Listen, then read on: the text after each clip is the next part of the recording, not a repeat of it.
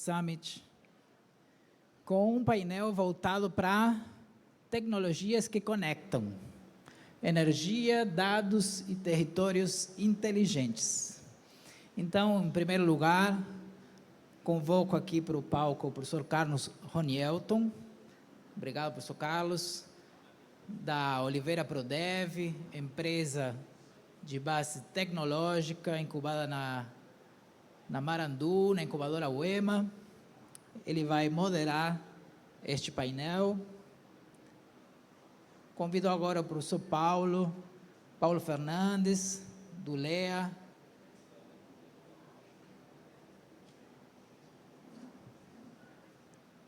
Nádia Rodrigues, da Terramar. Muito obrigado por estar aqui.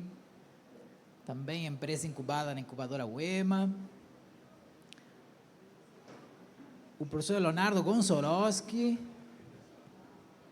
O professor Leonardo está aqui atrás. Professor Leonardo, fica à vontade. E o professor Érico, da Matrix, mais uma empresa de base científica e tecnológica, da arquitetura. Muito bem, vocês podem ocupar os seus lugares, fiquem à vontade.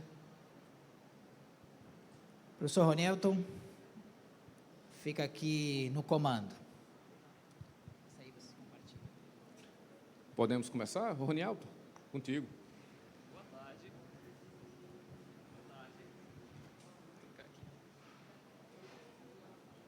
Boa tarde. Boa tarde a todos.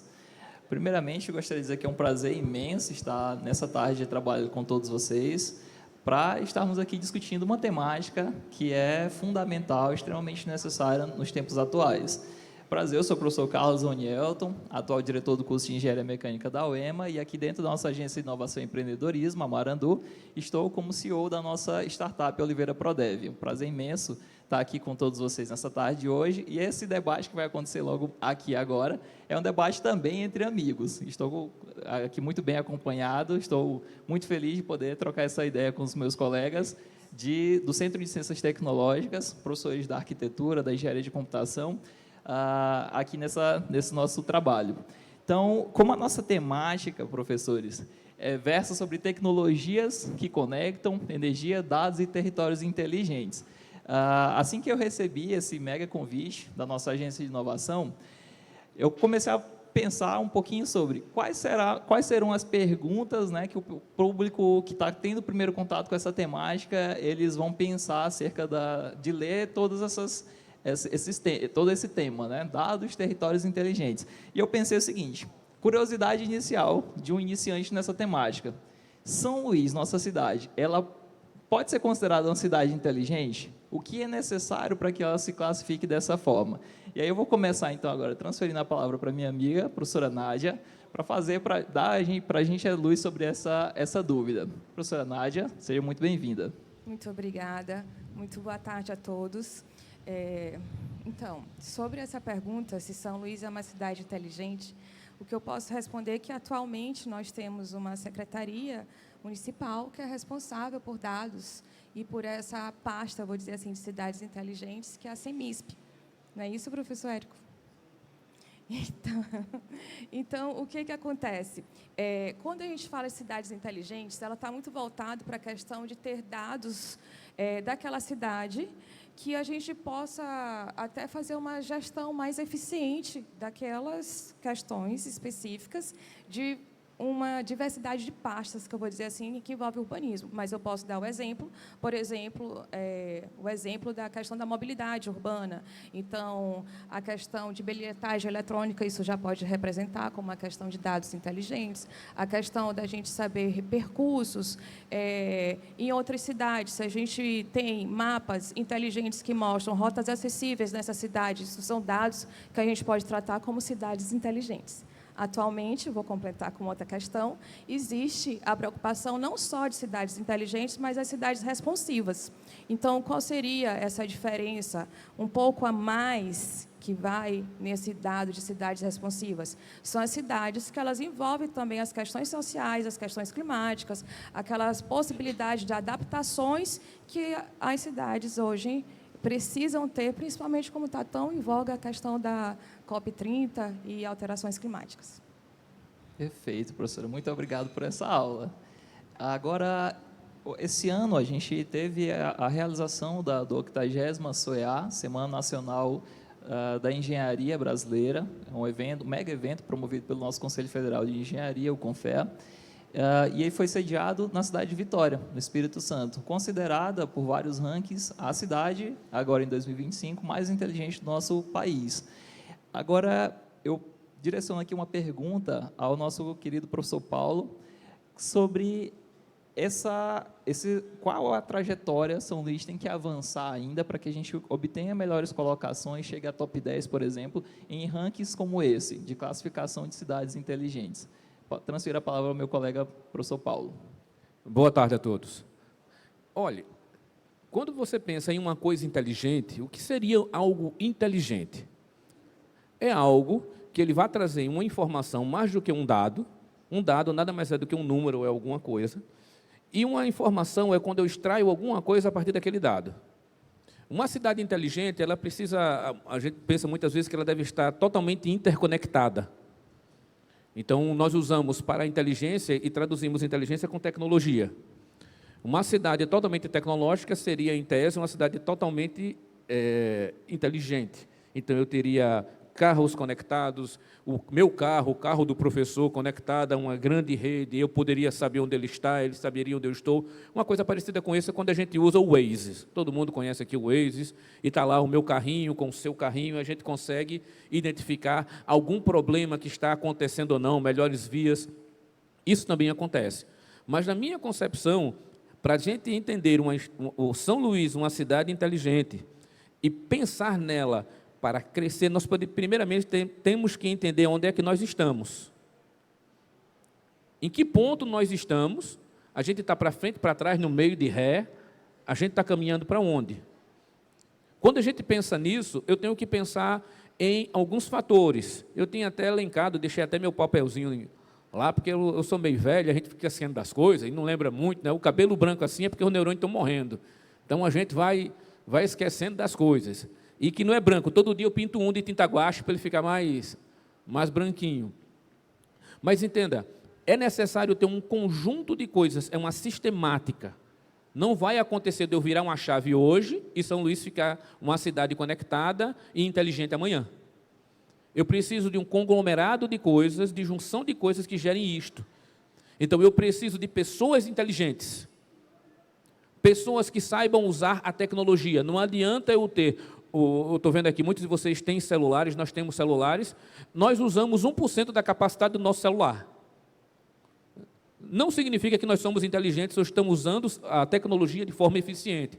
Ela é disponibilizada. Precisamos de atitudes que sejam de pessoas inteligentes, precisamos de políticas inteligentes, e não apenas, quando eu falo de políticas, eu não estou falando apenas de Estado, município e federal. Eu falo do nosso judiciário inteligente, de processos inteligentes, de uma polícia inteligente, com conhecimento e ciência daquilo que pode estar acontecendo e como está acontecendo para ter respostas rápidas. Eu preciso de uma saúde inteligente, que possa dar meios de atendimento a pessoas com necessidades. Então, não é uma coisa que se resolva do dia para a noite. É algo que eu chamo de educação. É algo que nós temos que plantar lá na base, na educação básica, e colocar na mente das pessoas que elas precisam agir com inteligência, com princípios e com educação. E isso vai se repercutir. Quer ver uma coisa interessante? Se eu perguntar como é nossa política, muitos de nós vão dizer, é um monte de ladrão e um monte de gente que não presta para nada. Mas nós esquecemos que a nossa política é o retrato de nós como sociedade. E quando eu digo isso da política, eu estou dizendo, eu não presto, eu não tenho princípios e eu sou corrupto. Então, quando nós modificamos embaixo, melhora. Uma coisa que a professora falou, que é inteligente, existe um plano diretor de São Luís. E ele não é novo. Acho que o penúltimo foi de 2015 e o último, podem me corrigir, professor, acho que é 2023, se eu não estou enganado. É 2023, o último plano diretor. e ele tem uma gama de indicações de coisas que deveriam existir, mas que na prática você não consegue ver, e você não consegue implementar, porque muitas vezes há um impedimento humano naquilo que deveria acontecer. Então, uma parte da sua resposta é: precisamos melhorar a nossa educação como pessoas, no uso da tecnologia e no uso daquilo, com coisas simples. Por exemplo, quer uma cidade inteligente? Respeite o semáforo. Quer uma cidade inteligente? Não use o celular quando dirigir. Quer uma cidade inteligente? Respeite os locais de coleta de lixo. Respeite os locais de coleta de lixo separado. Começa conosco. Se nós começarmos a agir com inteligência, a sociedade será inteligente. Depois, a tecnologia aplicada, aí ela independe. Você pode usar várias ferramentas de IoT que você pode colocar para isso, seja em paradas de ônibus inteligentes que vai dar aquele horário, seja em pessoas se movimentando. Se eu começar a respeitar, uma coisa simples, se eu respeitar a passagem de pedestre, uma pessoa levantou a mão e eu parar para ela passar, é uma atitude inteligente. Eu estou começando a colocar a minha cidade num roteiro positivo. É o que eu penso. Eu penso que primeiro começa eu como pessoa e como cidadão, a minha criança, o meu filho, as pessoas que estão na mais tenra idade, começarem a atingir esses princípios e nós usarmos a tecnologia no seu potencial. Necessariamente, eu não acredito que nós precisamos mudar de tecnologia. Nós precisamos usar eficientemente a tecnologia que nós temos. Pelo menos é o que eu penso. Os colegas podem discordar de mim, podem completar. Pode ficar à vontade. Muitíssimo obrigado, professor Paulo. O professor Paulo vai desde os fundamentos até a questão da educação da nossa sociedade, da nossa população, para, enfim, a gente pensar em avanços tecnológicos consideráveis que são realmente necessários ali para essa classificação que estamos discutindo sobre cidades inteligentes. Professora Nádia, a palavra franqueada. Então, Carlos Ronialto, para completar a resposta, São Luís aderiu o selo de cidade inteligente. Então, já é um princípio, já é um início. E a outra questão, como o colega colocou aqui também, sobre esses dados, mapeamento, cartografia digital, que tudo que dá essa importância de realmente ter soluções, tomadas de soluções mais rápidas, né? Um detalhe que faz uma diferença muito grande, e aí eu vou colocar no Brasil como todo, é a questão de ter a tecnologia 5G. Né? Porque para ter o funcionamento de todos esses dados, a gente precisa ter a rede para que possa realmente ter respostas dessa questão de funcionamento de dados realmente repassados, né? para que toda uma ferramenta também funcione, quer dizer, um conjunto de ferramentas funcione. E, muitas vezes, um obstáculo que a gente tem para implementar certas coisas é essa falta de possibilidade dos dados para que eles sejam realmente repassados, principalmente quando a gente tem os municípios mais carentes, que muitas vezes não tem nem o próprio planejamento urbano. Muito obrigado, professora Nádia. Uma coisa, só em dado de 5G, São Luís já é iluminada pelo 5G. Claro que não é o 5G que nós temos na Europa, é um 5G jacaricha. Metade jacaré, metade lagartixa. É um 5G jacaricha, mas nós temos pelo menos uma taxa de transmissão de 500 megabytes em conexão mobile. Então, você vai ter todos os bairros, eu não posso dizer o capote, lá no final de São Luís, mas por onde eu andei, eu já testei o 5G, nós temos até apps que nós fazemos isso, né? E eu testei o 5G na cidade, em bairros mais distantes possíveis, e ela é iluminada até a metade do caminho, quando você atravessa de balsa. Até o caminho da travessia de balsa, você consegue pegar o 5G. Do outro lado, não, mas até a metade do caminho ela é coberta, ela é iluminada. Muito obrigado, professores. E a gente falando sobre dados, não tem como a gente desassociar da conversa a preocupação sobre eficiência energética, sobre consumo de energia. E agora eu convido, então, meu amigo, meu professor, Leonardo Gonciorowski, para trazer luz a gente sobre esse grande desafio que é a gestão energética para realmente cobrir toda a rede de data centers que precisam processar dados e que isso, por conseguinte, gera gastos muito expressivos de energia elétrica. E como que está a situação brasileira em relação a se preparar, né, para esse consumo que é tão crescente. Dia após dia a gente está sempre recebendo, sendo bombardeado por informações de novos data centers sendo instalados ao redor de todo mundo. Aqui no Brasil também não tem sido diferente. Como que o Brasil se coloca nessa situação em relação a consumo energético, professor? O que, em termos de políticas públicas, nós estamos nos preparando para receber toda essa infraestrutura de data centers? Professor Leonardo Gonçalves, palavra franqueada. Muito obrigado, pessoal. Prazer estar aqui. Bom, no que diz respeito hoje à política, está sendo feito muitas coisas no que diz respeito, principalmente, ao aumento e incentivo desse aumento do que diz respeito às energias renováveis, né? O Brasil, ele é um país que ele é, vamos dizer assim, poderoso e ele é bem servido tanto de recursos hídricos, né, para geração de energia limpa, hidrelétrica, e também vento, né, ou seja, a gente consegue produzir uma relativa quantidade de energia eólica, e existe um investimento e um apoio, um incentivo muito grande no que diz respeito ao investimento em energia solar. No que diz respeito, por exemplo, a data centers, como você citou, isso é um ponto, é algo pontual que realmente está sendo olhado com muito carinho, porque é o seguinte, porque você praticamente descreveu um dos exemplos de operações críticas, okay? Aquelas operações que elas não podem parar. Esse tipo de serviço ele precisa funcionar 24 horas por dia, 7 dias por semana. E o que acaba acontecendo é que, hoje, a energia proveniente das redes de distribuição, ela ainda é frágil no sentido de fornecimento estável em muitos dos territórios que existem hoje, que são, apesar de estratégicos, eles são mais remotos, eles são distantes e existe uma certa fragilidade. Ou seja, recentemente, eu não estava em São Luís, mas eu sei que vocês passaram aí por um apagão, né, de algumas horas. Então, o que acontece? Uma situação como essa para um data center é muito crítica, é muito delicada. Exemplos, nós temos diversos outros exemplos, hospitais, nós temos exemplos de provedores de internet com os seus pontos de atendimento. Então, o que acontece?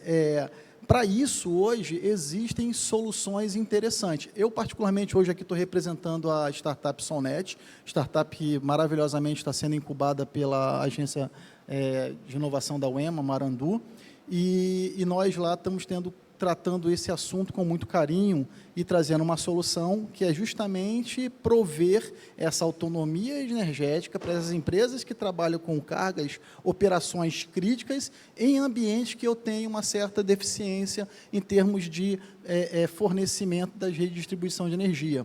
Por quê? Porque o que acontece é que, no momento que falta energia lá, às vezes as pessoas pensam assim, Leonardo, mas hoje a solução tem aí, eu colocar a energia fotovoltaica, né, on-grid, na rede. Isso não funciona bem assim no que diz respeito à queda de energia, porque às vezes as pessoas pensam que o fato pode parecer até um contrassenso, mas o fato de eu ter um painel solar e um sistema on-grid funcionando, se falta energia, eu não vou ter energia, meu on-grid para também, o meu sistema fotovoltaico para. Então, eu preciso ter uma mescla do que seria o on-grid com o off-grid, que hoje é a fotovoltaica híbrida. Ela não é nova, já está aí há algum tempo, mas hoje está sendo um incentivo muito maior. Inclusive, políticas públicas estão sendo recentemente desenhadas no que diz respeito ao marco. Agora tem um marco legal que está sendo desenhado para justamente a questão dos como vai ser feito esse armazenamento de energia. Estão sendo pensados já aí no grupo A de energia, ou seja, grandes indústrias e tal, mas já existe um foco lá na frente para residências, ou seja, vai ser muito comum que as pessoas que hoje é relativamente comum dizer que você tem um sistema de energia fotovoltaico na sua casa. Apesar de que ainda existe um gap muito grande, talvez daqui 1 ou 5% das pessoas que estão nos assistindo aqui tenham energia fotovoltaica na sua casa, tá? E aí a gente coloca, inclusive, a Solnet para dar toda a consultoria necessária, quem quiser, tá, economizar com energia, estamos aí para fazer essa parceria. Mas o que acontece? Isso é muito mais crítico para quem tem operações críticas. Então, existe aí uma tecnologia de armazenamento de energia, existe uma legislação que está sendo formada para isso, para que com esses sistemas híbridos você garanta autonomia energética 100% do tempo para essas operações, ou seja, e além de você estar agindo com sustentabilidade, além de você estar reduzindo gastos energéticos, você ainda garante que você vai ter a estabilidade que você precisa, porque para, às vezes, oferecer o teu serviço ou o teu produto, você é prejudicado quando você falta um insumo essencial, que é a energia elétrica, e que até então é um insumo que você não tem controle sobre ele. Ele é fornecido pela distribuidora e você não tem nenhum consumo. Se ela simplesmente não te fornecer, você fica sem ela e prejudica toda a tua cadeia de fornecimento de produtos e serviços. Então, inclusive, aproveitando o gancho, eu queria deixar aqui que nós, da Solnet, temos uma solução fantástica, que está sendo desenhada com o apoio da Marandu, da incubadora, com o apoio da UEMA. Nós estamos fazendo um projeto piloto no nosso laboratório agora, com incentivo que virá justamente de montar uma infraestrutura onde vai ser concebida o protótipo final, funcional da nossa solução, e que vai servir de vitrine para estudantes da própria universidade desenvolverem pesquisas e vitrine para que profissionais e empresas de fora possam vir até a UEMA, entender o que está sendo feito no que diz respeito à inovação tecnológica voltada para a energia, e muito mais legal ainda é dar visibilidade para a universidade, para a sociedade, mostrando que a universidade desenvolve soluções que são importantes, impactantes e que podem ser utilizadas por toda a sociedade e comunidade.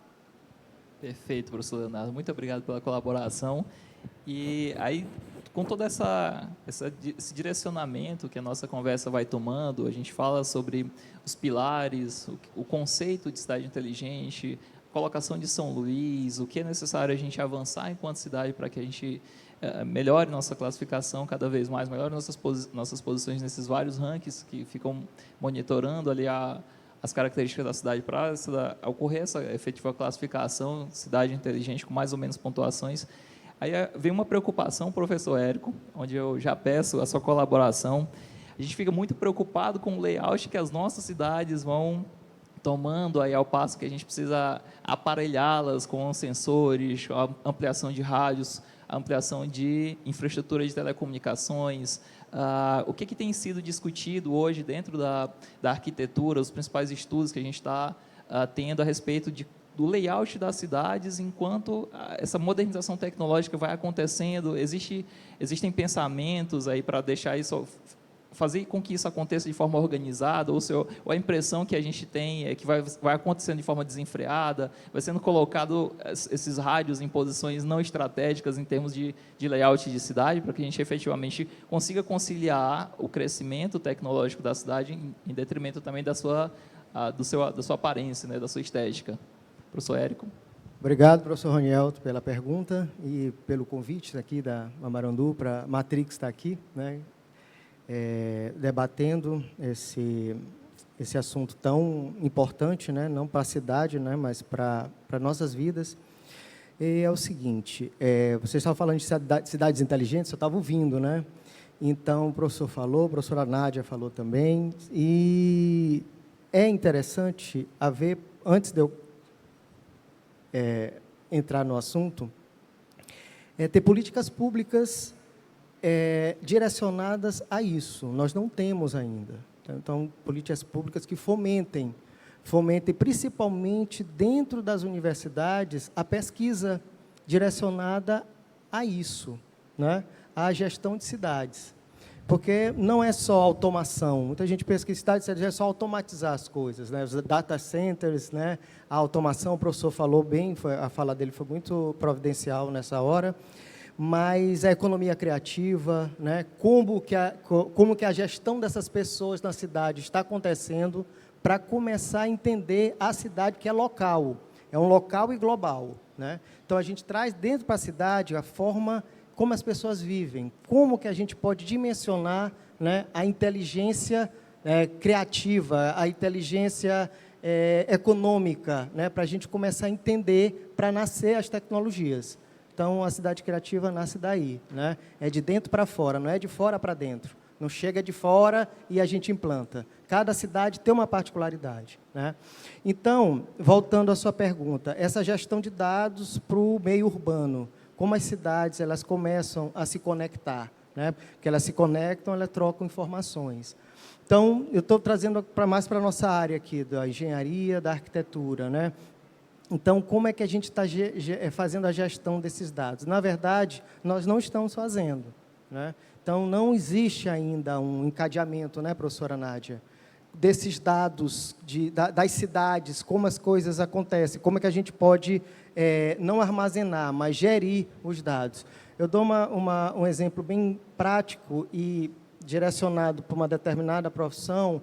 Por exemplo, a tecnologia BIM é uma realidade hoje, né? Então, ela está inserida em todos os ramos da construção. Isso é um fato e ela veio para ficar. E a IA está junto também, certo?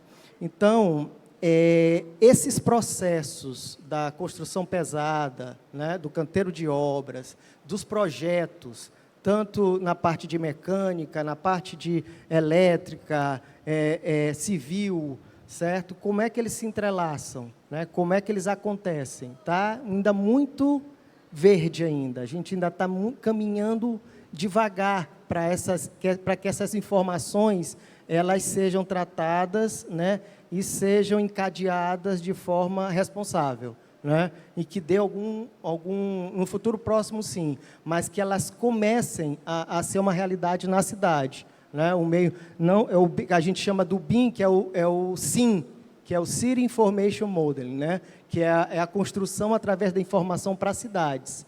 Então, hoje em dia existe, mas nós estamos ainda desenvolvendo, né, melhorando. É isso. Professora Nádia, por favor. Então, vou aproveitar a oportunidade tanto para falar da startup Terramar, que trabalha com o mercado público como impulsionador do desenvolvimento local e regional. Então, quando a gente fala da questão de dados, energia, tudo que foi colocado aqui, se a gente for pensar, o mercado público, ele conecta energia, dados e territórios, né, de uma forma muito viva, porque o mercado envolve bens, produtos, pessoas, e tem uma cadeia produtiva aí inteira para ser contemplada em relação ao mapeamento, por exemplo, de agricultura familiar.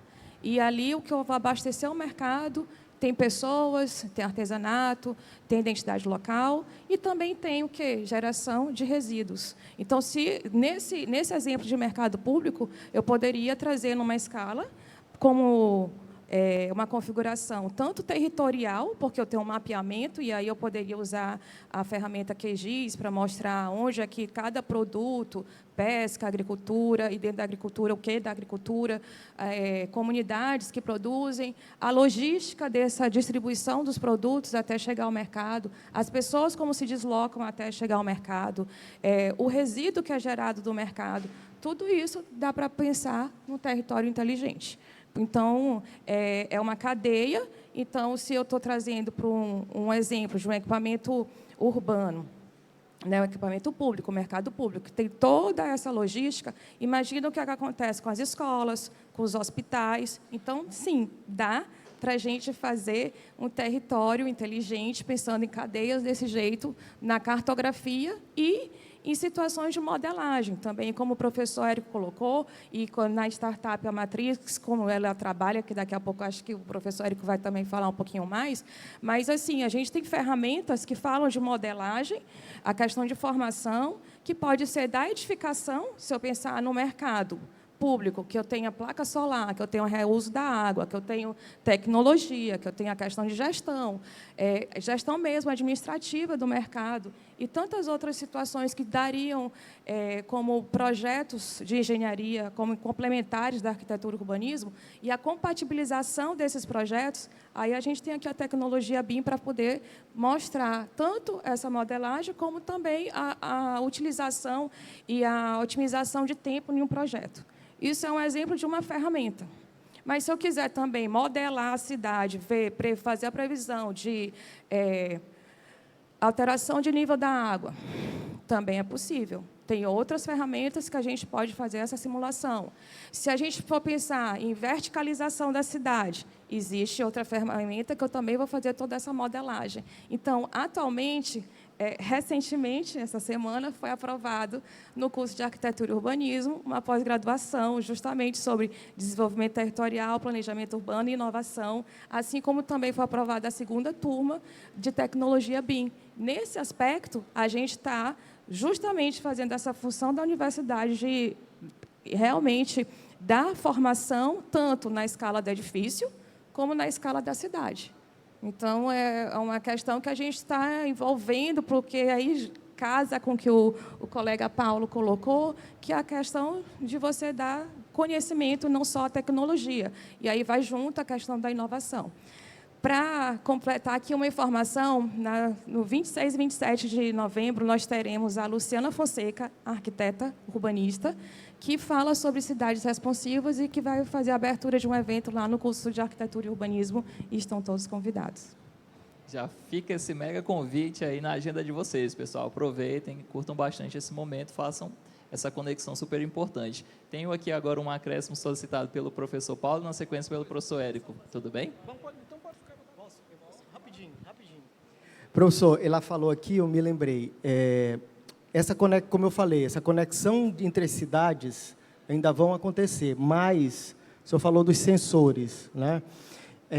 Aqui no Brasil, nós estamos ainda caminhando em pesquisas para isso, mas hoje, se a gente vê lá fora, nós temos os gêmeos digitais, né? Então, eu tenho o gêmeo digital para aquedutos, eu tenho gêmeos digital para barragens, tenho gêmeo digital para um prédio, para um edifício, né?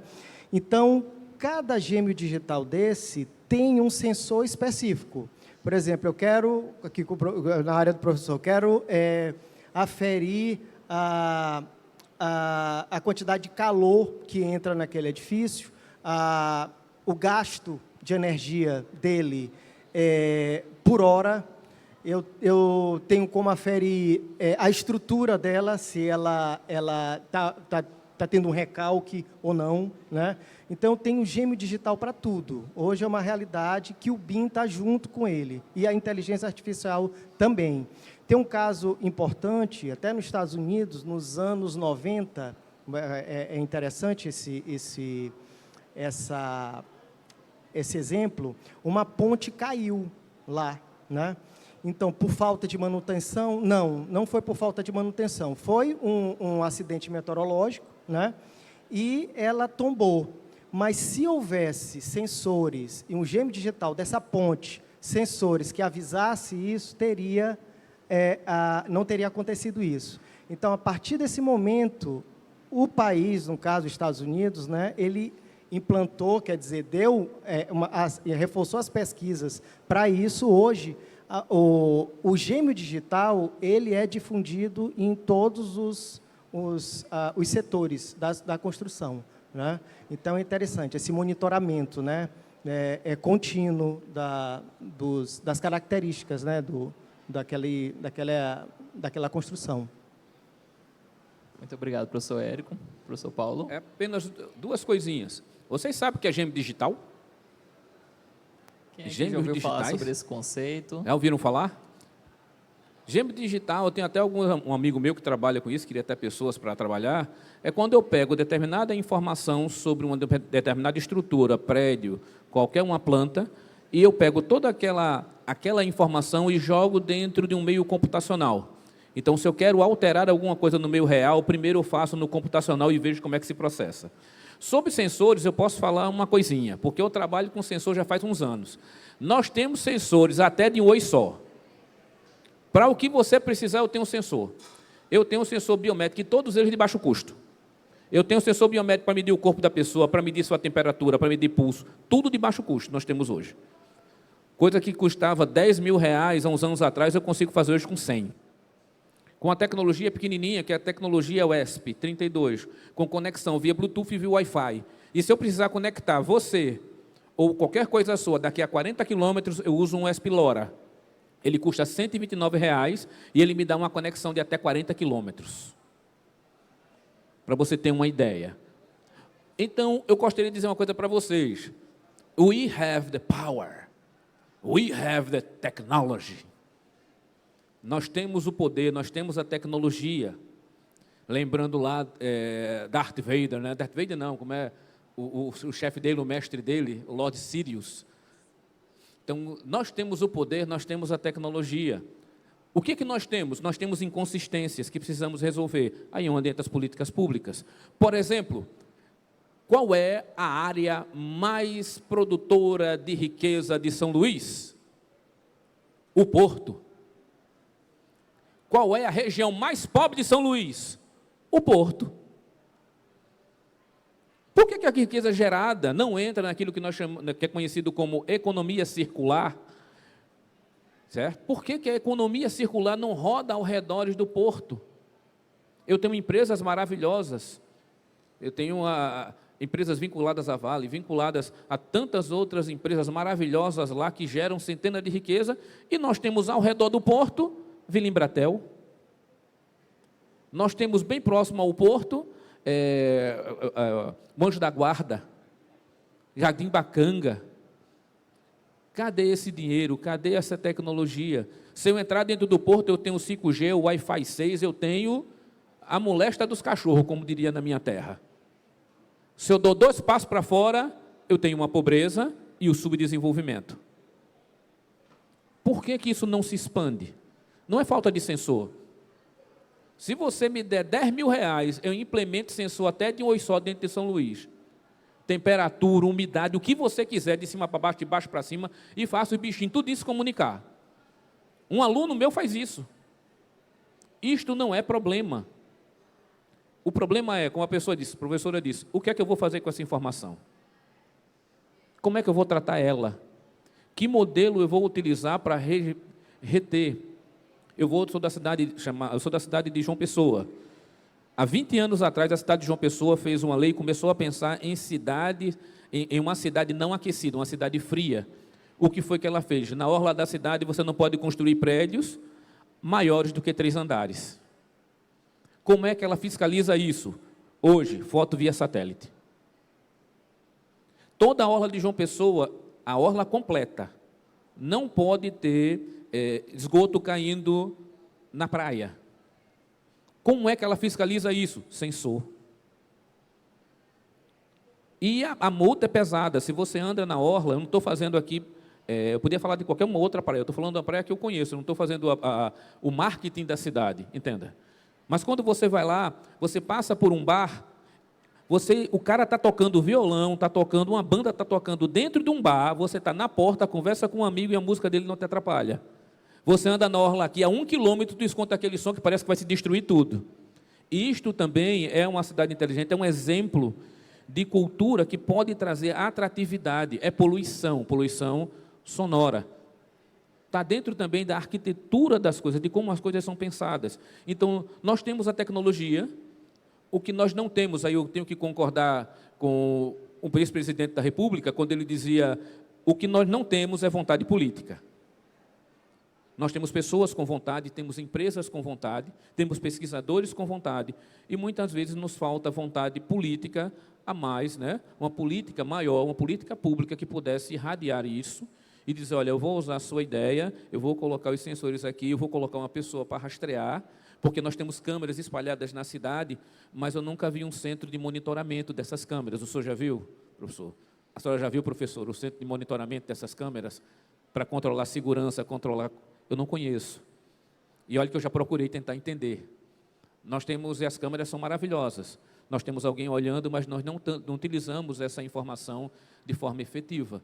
Aí, é por isso que eu preciso, eu como pesquisador, eu preciso de alguém do marketing, eu preciso de alguém da engenharia de produção, eu preciso de alguém que trabalhe com uma visão maior. Tá? O professor Roberto aqui, eu acho que é a pessoa que eu conheço que tem um maior, que mais furou a nossa bolha de pesquisa para estar em outras áreas, para ter uma visão mais abrangente das coisas.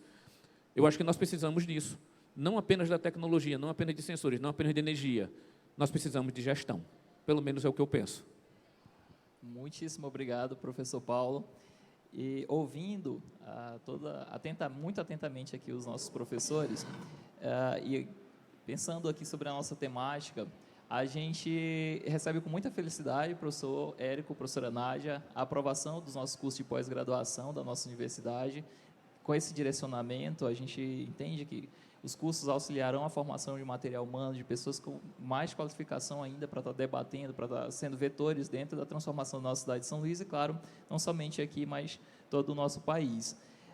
E aí eu pensando em cidade inteligente, a gente não tem como falar sobre esse assunto sem falar sobre gerar dados, sobre processar dados, sobre tomar decisões a partir de dados coletados, mas esse processamento é custoso em termos energéticos, e a gente fez esse link e que foi muito bem atendida a pergunta pelo professor Leonardo Gonciorowski, mas a gente está sendo aqui acompanhado por muitos alunos da arquitetura, eu vejo alunos da engenharia mecânica, da engenharia de computação, e aqui eu queria agora uma colaboração de todos vocês, eu vou deixar a palavra franqueada para vocês responderem na ordem que vocês quiserem. Quais tecnologias, conhecimentos fundamentais são necessários para a gente estar debatendo essa temática na perspectiva da arquitetura, da engenharia de computação? Eu deixo então a palavra franqueada, professores. Em termos de ferramentas computacionais, em termos de conhecimentos fundamentais, professora, fica a palavra franqueada. Muito bem, excelente pergunta. A primeira coisa que eu vou fazer é voltar para o que o Paulo colocou, conhecimento, né? Então, a gente tem que ter realmente conhecimento, embasamento teórico, referências projetuais, para a gente saber soluções que funcionam e que não funcionam. E, muitas vezes, soluções que podem funcionar em outra cidade, mas não é aquela melhor para a nossa cidade, né? Então, pensando que São Luís está dentro de um território que é insular, então eu tenho umas características de relação à urbanização que não é comum, que poderia ser de uma cidade que está lá, de uma cidade lá no centro do continente, né? Então, cada um tem suas especificidades. Então, é muito importante, a gente pode estudar na China, mas saber que a gente tem que trazer as soluções que são típicas, apropriadas para a nossa cidade, que chove muito, que tem muito mangue, que tem outras particularidades, meio ambiente, a questão da população, a identidade local, tudo isso, né? Então, depois disso, se eu quero fazer aí sim uma simulação de verticalização, edificação, tem como o professor Érico trabalha a tecnologia BIM, eu poderia ter a modelagem, que eles trabalham com o Revit, mas eu também, se eu quisesse fazer a simulação de território, tem o Grasshopper, tem o Rhinoceros, tem outras situações outras ferramentas que podem ser trabalhadas. Em relação a, por exemplo, tecido urbano e mobilidade, tem o Space Syntax, que poderia também ser utilizado. E eu vou passar a palavra para o professor Érico, porque ele trabalha mais diretamente ainda com essas tecnologias e ele pode responder melhor para completar a sua pergunta. Muito obrigada. Bom, seguindo aqui a fala da professora Nádia, para a implementação, eu acredito que todo mundo aqui é da área técnica e já programou, já fez um programa, né? Então, é muito parecido com um programa. Às vezes, esse programa está funcionando em uma determinada empresa, mas ele não vai funcionar na minha. Mas, assim, a lógica é a mesma, né?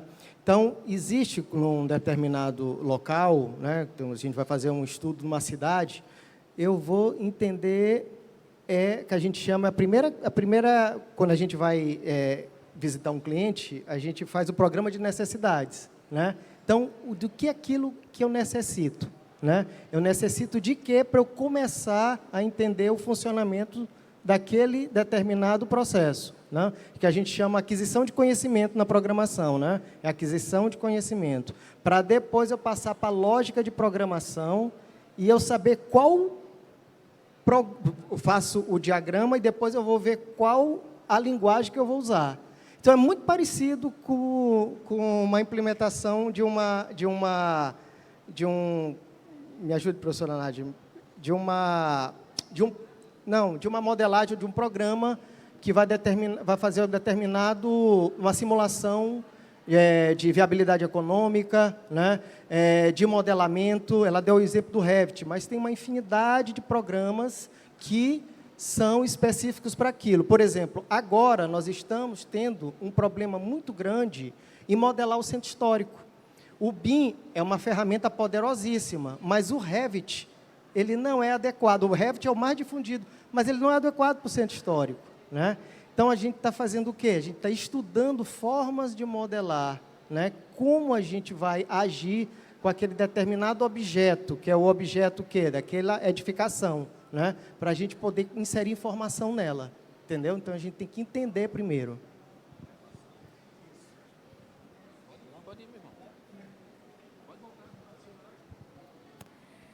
Eu gostaria de completar com um exemplo como que essas ferramentas poderiam ser são tão importantes para a gestão pública e muitas vezes elas não são utilizadas. Então a gente não precisa pensar que a cidade hoje é um laboratório de soluções, vou dizer assim, de cada gestão que passa pela prefeitura ou pelo estado. Essa questão da tecnologia, ela pode... Pronto, continuando. Essa questão da tecnologia, ela é muito importante justamente para questões de tomada de decisões. Então, se a gente for pensar, de novo, vou trazer a temática de verticalização. A verticalização ela deve acontecer onde eu sei que, segundo a capacidade de carga do território, que eu posso realmente verticalizar. O que é essa capacidade de carga do território? A quantidade, por exemplo, que eu posso saber, abastecimento de água, coleta de esgoto, a questão de espaço público, áreas permeáveis, a mobilidade em relação à circulação de transporte coletivo, tudo, quanto é que eu posso aumentar a densidade de uma área em relação à capacidade de carga do território para ele realmente ser verticalizado. Tudo isso dá para fazer de uma simulação prévia, né, com todos os dados, aumentar a densidade, diminuir a verticalização, a questão dos gabaritos, como o professor colocou, João Pessoa, existe um vasto estudo, né, aprofundado sobre túnel de vento. Por isso que tem essa questão, em uma determinada época, que a primeira ocupação após a praia, na orla, é um gabarito. Depois, em outras partes da cidade, tem outra elevação da edificação, né? Mas não quer dizer também que é a resolução mais perfeita, porque, de repente, como já foi feito estudo em João Pessoa, se tudo fosse 8 andares, seria seria uma solução mais inteligente, vou dizer assim, em relação à ventilação, a questão de quantidade de pessoas que vai para um local por conta da mobilidade, a questão de abastecimento de água, mas também muito ligada à questão da ventilação. Muito obrigado, professora Nádia. Professor Leonardo. Tudo bem. Eu não sei se é o problema aqui de ilhas de calor. Lá a gente tem os problemas de ilhas de calor, né? Então, uma coisa que... 10 minutos? Sim, senhora. Estou lendo. 1 minutinho só, termino. Veja bem, eu não sei se nós temos tecnologia, como eu já disse, nós temos equipamentos, nós temos dispositivos. O que eu não tenho, professor, é problema. Eu não tenho conversas multidisciplinares com outras áreas. Eu não sei e preciso saber o que é que a arquitetura precisa. De sensores de conexão, de microcontroladores. Eu não sei o que a saúde precisa. Eu não sei o que o direito precisa. Eu não sei o que o judiciário precisa. Eu não sei o que as outras áreas precisam. É aí que a Marandu tem nos ajudado a fazer essa ponte. As incubadoras elas são muito boas em relação a isso. Elas quebram o muro da universidade e dizem, olha, o mercado precisa disso. O mercado ele exige, ele precisa dessa solução. E eu acredito que um trabalho que vai se consolidar ainda mais em 2, 3, 4, 5 anos, vai nos fazer, a mim, que sou pesquisador, a sair mais dos muros da UEMA e as barreiras da minha sala, para olhar as necessidades além do BIM, a necessidade além do que está na porta da minha sala. Então, eu tenho como solucionar alguns problemas de forma barata e de forma efetiva. Porém, eu não sei quais são os problemas. Eu tenho um martelo bem grande e não sei no que acertar com ele. E a Marandu está nos dando a oportunidade de acertar essas cabeças de pregos e nos dá a possibilidade até de ter ganhos econômicos e ganhos pessoais com isso. E por isso que eu quero agradecer também a participação desde já e a palavra que nos foi concedida. Professor? Obrigado, Leonardo. Muito obrigado, professor Paulo. A pergunta foi o que a gente tem para dizer para os nossos alunos, não é isso? Sobre tecnologias, conhecimentos que são pilares fundamentais para esses estudos. O que eu acho é o seguinte, desde que eu cheguei na UEMA em 2015, eu vejo a UEMA, e principalmente, particularmente, né, o nosso CCT, nosso Centro de Ciências Tecnológicas, como um grande celeiro de oportunidades de inovação tecnológica. E isso começa inicialmente pelo interesse dos nossos alunos. Então, se tem um recado, o recado é o seguinte, é claro, espero que os que estejam aqui estejam ouvindo. Se preocupem, aquela coisa, eu vou ser especialista ou generalista? Às vezes, você ser generalista lhe cria o senso de ver oportunidades na integração com as outras áreas da ciência, que o conjunto desses conhecimentos é o gancho para se encontrar soluções aplicáveis no dia a dia. Então, por exemplo, que tecnologias? Eles falaram de BIM, falaram de Revit. Os nossos alunos de computação, eu falo o tempo todo para eles, eles são muito bem servidos, porque o nosso curso, ele teve quem elaborou o primeiro lá, o professor Mariano, o professor Rogério, eles tiveram uma sensatez muito interessante de criar um curso de engenharia de computação e não de ciência da computação. E esse de engenharia da computação, ele faz o seguinte, ele fornece aos nossos alunos conhecimento de computação, que é TI, de automação industrial e de telecomunicações. E se você pegar hoje computação, programação, desenvolvimento de software, automação, sensor, IoT, PLC, pegar telecomunicações, IoT, fibra ótica, comunicação 5G, isso é a base. Qualquer inovação tecnológica com soluções verdadeiras para o mercado, ela passa por essa base. Imagina quando eu pego esse conhecimento, tenho conhecimento dessa tríplice de conhecimentos, e eu uno isso, por exemplo, à área de arquitetura, uno à área de mecânica, então o recado é muito legal. Eu gostaria muito de ver um CCT mais integrado, de ver um CCT onde alunos da mecânica trabalhassem em conjunto com alunos da computação, que trabalhassem em conjunto com alunos da civil, alunos de engenharia da produção que nós temos. Olha só, que engenharia importante, e lá eles têm a solução e não têm o conhecimento técnico para desenvolver. Por que não se unir, criar grupos integrados para resolver um problema? E olha só que maravilha que está sendo hoje, particularmente aqui, vou nem achar que eu estou, né, puxando o saco, mas, pô, que maravilha que está sendo a Agência de Inovação Marandu na nossa vida. A oportunidade que ela está criando. Agora, você imagina colocar na cabeça desses alunos que eles têm que sair, pensar em se formar, não para ser um CLT, eu vou ser funcionário de alguém, eu estou me formando para trabalhar em empresa tal. Que interessante seria se eles passassem a pensar assim, eu vou me formar para empreender num negócio próprio que eu começo a desenvolver dentro da própria universidade, quer seja com projeto de PIBIC, quer seja com projeto de PIBIT, quer seja com a incubação de uma empresa ou de uma ideia, de uma solução, na Agência Marandu.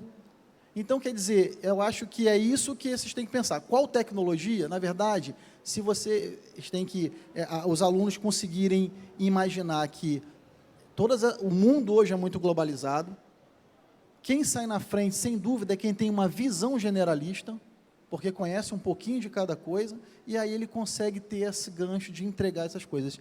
Eu acho o CCT um grande celeiro de oportunidades de inovação tecnológica, e eu acho que a forma como a gente vai torná-lo realmente essa mola propulsora, mostrar que a Universidade Estadual do Maranhão tem condições de ter uma visibilidade da sociedade maranhense muito diferenciada, começa pelos alunos, começa por vocês. Vocês começarem a ter a própria motivação de buscar os seus professores, quem é o pesquisador que trabalha nessa área, eu tive uma ideia, quem é o professor, vocês conseguem conversar com um professor da computação, porque eu tive uma ideia, mas tem que desenvolver um software, eu não sei desenvolver software, o pessoal da computação sabe. Eu quero desenvolver uma solução de energia fotovoltaica para colocar para estacionamentos aqui da universidade.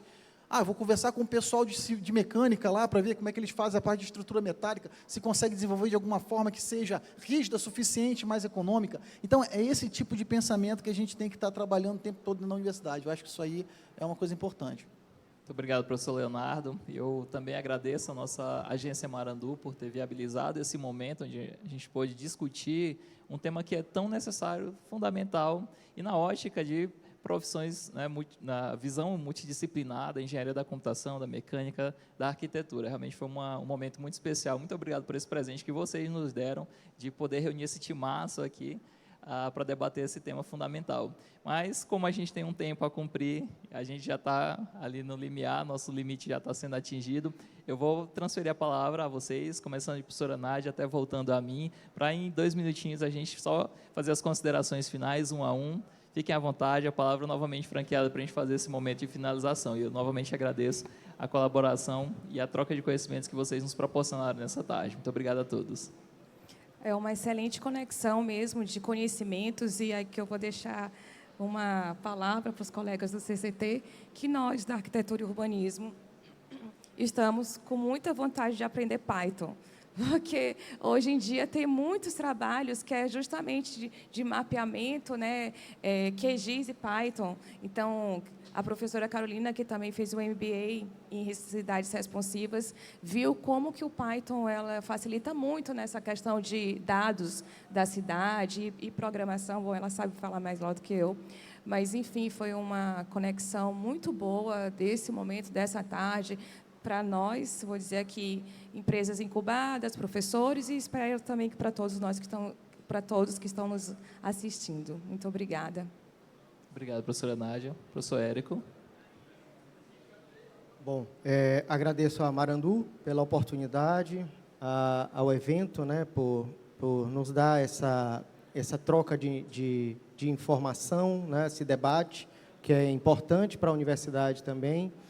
E é importante também, como o professor falou, que os cursos se integrem, né? A computação, a arquitetura, a engenharia, por exemplo. Agora, na nossa pesquisa, nós vamos precisar de programadores. A gente está um pouquinho mais lá na frente, nós vamos inserir o IA no modelamento BIM, né? Então, nós vamos procurar alguns alunos lá da engenharia da computação, né, para fazer essa integração. E é interessante essa troca de informação, né, porque não formamos generalistas, a gente fica especialista depois, mas é importante que a gente tenha ideia do todo para poder escolher por onde a gente vai trilhar, né? Então, meu nome é Érico, sou professor do curso de Arquitetura e Urbanismo, o professor Igor ali é também da Matrix, também é diretor do curso, né? Nós fazemos parte do núcleo de tecnologia do curso de arquitetura, né? E estamos precisando de mais professores, né, que se envolvam com a tecnologia, né, com a tecnologia da informação, com as cidades inteligentes, né, com arquitetura, engenharia elétrica, quer dizer, a gente faça esse urbanismo, pois é. Então, é isso. Obrigado, professor Érico. Professor Leonardo. Beleza, pessoal, obrigado demais, prazer enorme estar com vocês, a discussão foi muito legal, foi muito bacana, e é isso, eu acho que coisas como essa são fundamentais, eventos como esse são importantíssimos. Eu gostaria muito de que em 2026, Marandu Summit, nós tivéssemos essa plateia repleta, pessoas em pé, porque não tem cadeira para sentar, porque o que eu acho é o seguinte: a gente tem um dever muito grande, enquanto docente da UEMA, de conseguir passar para os nossos alunos a importância deles estarem participando desses eventos, que eventos como esses aconteçam com mais frequência, que, às vezes, alguns setores da própria universidade precisam repensar algumas coisas. Dentro disso que você está falando de integração, que eu falei, olha só, uma vez eu me frustrei muito com um projeto de PIBIC, em que no meu projeto de PIBIC eu colocava lá 3 bolsas, e eram 2 alunos da computação e um aluno da engenharia, se eu não me engano, mecânica, que era para a gente desenvolver um projeto. E foi vetado porque eu não podia oferecer bolsa para um aluno da outra engenharia mecânica. Aí o que acontece? Eu fiquei frustradíssimo, eu falei assim, não, então tá legal, então perder a bolsa e tudo bem, então, porque eu não posso. Então, quer dizer, eu acho que isso, alguns detalhezinhos que precisam mudar, mas com essa visão de continuar fazendo esse dever de casa, da gente estar sempre melhorando. Eu fico muito feliz de alguns meus alunos estarem aqui, muito orgulhosos mesmos, porque eu sei que eles começam a pensar da forma que vai fazer a revolução dentro dessa universidade, para tornar ela uma grande universidade do Brasil. Muito obrigado, professor Leonardo. Professor Paulo, suas considerações finais. Claro. Eu agradeço muito. Para quem não me conhece, eu sou Paulo Fernandes, eu estou como chefe de departamento na computação. Também temos um laboratório lá que a gente trabalha com algumas coisas, desde análise de dados, sensores, dispositivos eletromagnéticos, um bocado de besteirinha que a gente faz. Mas eu gostaria de agradecer o convite, ter a oportunidade. Hoje eu vou sair pelo menos intelectualmente mais rico. Acabei ficando gente, estou absorvendo inteligência por osmose. Só o fato de estar junto, eu já estou absorvendo alguma coisa boa, o que já é muito bom. Eu agradeço a oportunidade. Sobre Python, nós temos lá, a galera gosta de Python, todo mundo ama Python. É Python, Java, a galera gosta muito disso. Então, basta a senhora dizer, rapaz, bora fazer um meet aqui, vamos, faz um encontro. A senhora fala da necessidade. Vamos, é claro. Pode fazer mini cursos de Python para que possam disseminar essa informação. Tem uma galera minha que trabalha também com isso, com análise de dados com Python, e a gente pode disponibilizar tranquilamente, os alunos vão conversando-se entre eles.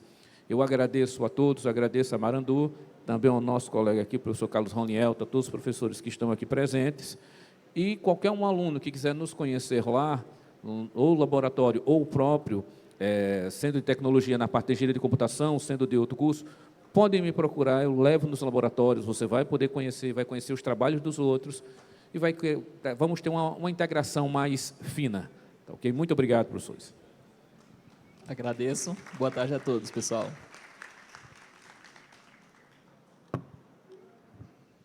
Vamos ver se tem alguma pergunta da plateia.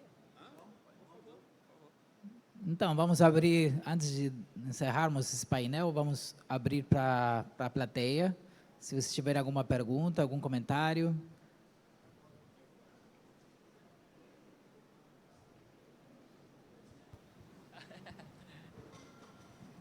Boa tarde.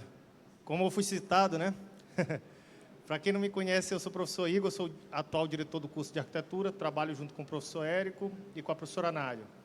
Então, para a gente, que é da área de informática aplicada, né, de tecnologias aplicadas, não só computação aplicada na área da construção civil, é meio complicado, porque, assim, eu por mim mesmo, eu já tinha um pensamento que para as coisas funcionarem dentro de um laboratório, de uma pesquisa, ela precisa de um tripé, né, que são pessoas, o produto e o processo. Isso acaba sendo replicado depois que a gente entrou na parte de incubação de uma empresa, né? Então, são pessoas, o produto e o processo. E fica complicado quando a gente, dentro de um curso, ou até como profissional mesmo, a gente melhora o produto através de alta tecnologia, melhora o processo e as pessoas não se adaptam ou não se atualizaram. O que eu estou querendo dizer com isso? A gente está usando um software BIM, por exemplo, que ele faz um monte de coisa. E a prefeitura e o Estado estão andando no tempo da pedra polida, andando com AutoCAD, desenhando bidimensionalmente. E o pior, às vezes não tem nem licença de AutoCAD. Aí como é que a gente faz? A culpa é de Roberto. É complicado, não é? Então, o que a gente precisa, e eu acho que aí cabe a nós, professores da universidade, é mudar a mentalidade, tanto dos nossos alunos, porque ainda tem aquela corrente, não, vocês não vão usar computador não vai servir para nada. E a gente tentando brigar para ter introdução à programação, porque, por exemplo, eu mesmo já uso programação visual dentro de produção de arquitetura. E isso já é usado fora do Brasil. E a gente está dando murro em ponta de faca, né?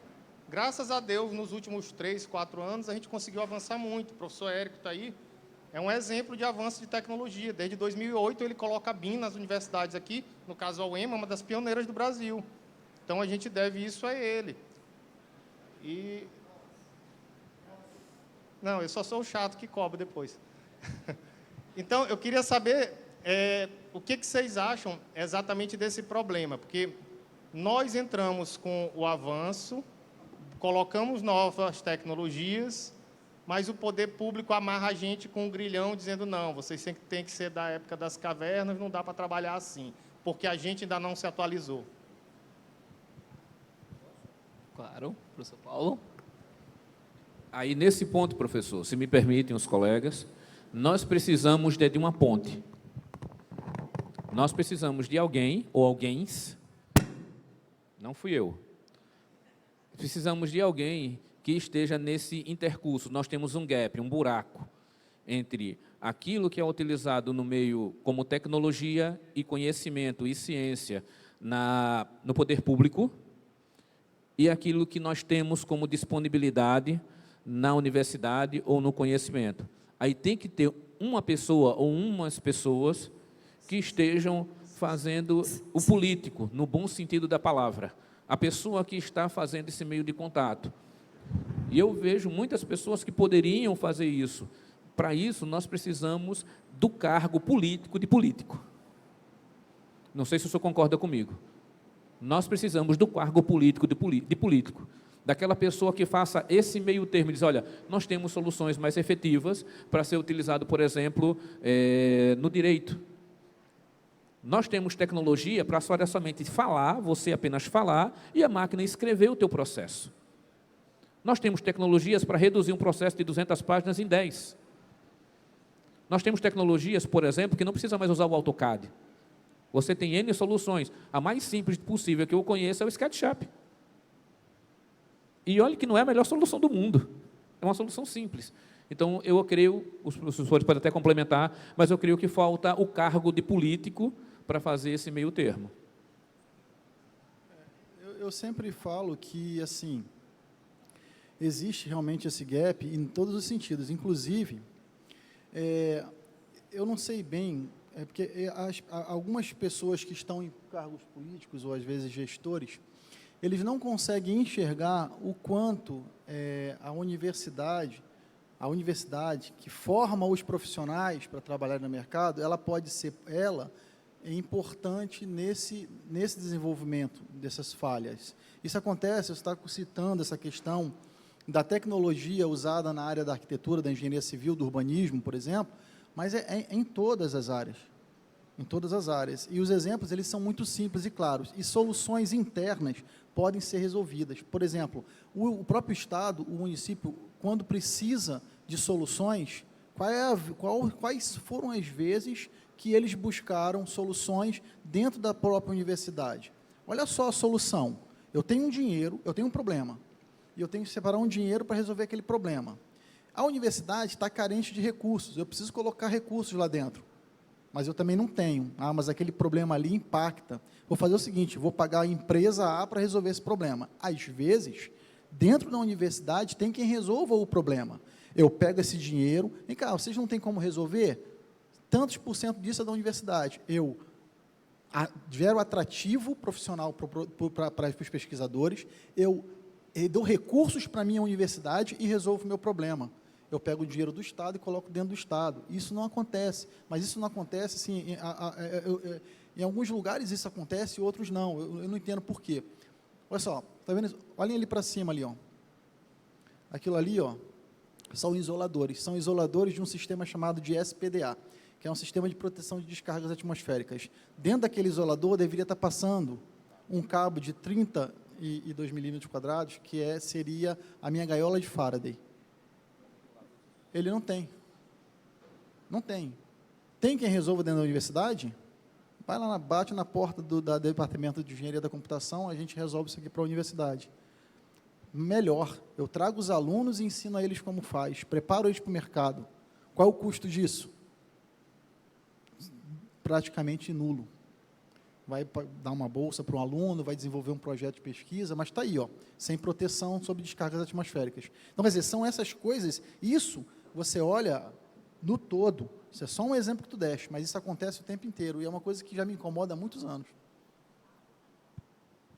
Aí, professor Igor, a gente complementa, que nós fazemos parte do grupo gestor, o decreto BIM, né? Então, 2028 a gente sabe, né? A gente está a que a gente chama deadline, né? Todas as obras públicas vão ser licitadas em BIM, tanto executadas quanto projetadas. Então, quem não tiver dentro da tecnologia está fora do mercado. Muito bem lembrado. E, para isso, eu também faço parte do Comitê Gestor BIM do Estado do Maranhão, que usa essa estratégia de implementação, né, do BIM, e isso não implica somente, eu diria assim, arquitetura, urbanismo e as engenharias, porque o primeiro setor que eu vejo assim, que está estudando mais isso, já que a licitação é todo o conjunto, não vou dizer assim, de que envolve engenharia, arquitetos e advogados, como ele estava falando do giro do setor jurídico. Então, licitação daqui para frente só nessa modalidade, com essa possibilidade de realmente de projetos em BIM.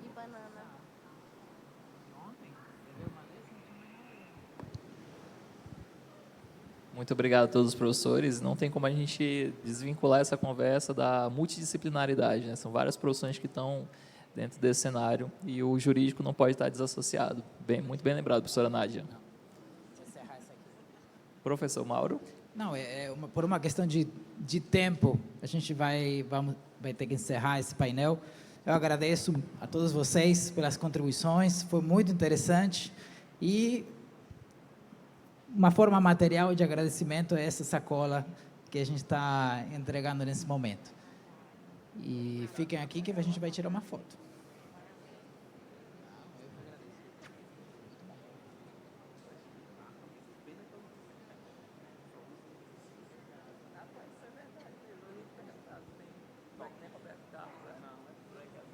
Vamos nos apertar um pouquinho aqui, ficar mais juntinhos.